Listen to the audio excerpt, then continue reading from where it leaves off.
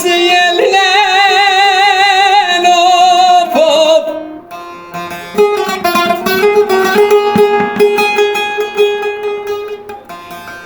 Eğer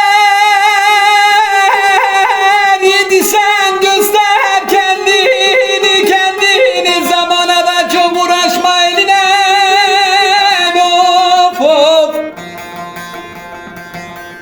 Eyvah hey.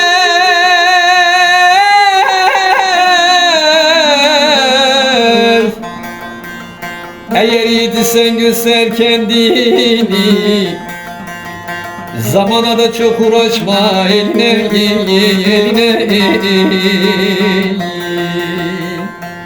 eline de kardeş eline.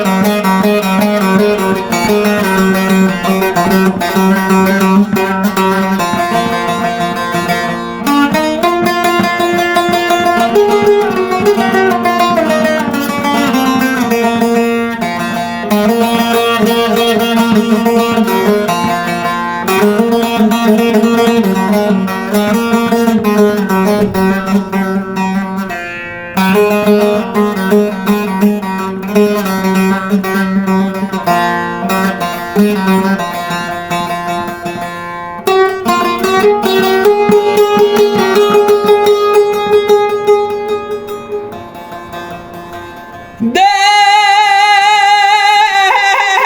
ki dadal oğluyu kaynar bu yürek, kaynar bu yürek. Bir zaman ağladık, bir zaman gülek. Hop hop.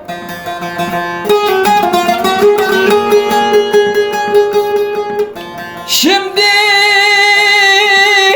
az uygunun kardeş, gerek konup gülsek devran sürsek eline. Eyvah hey.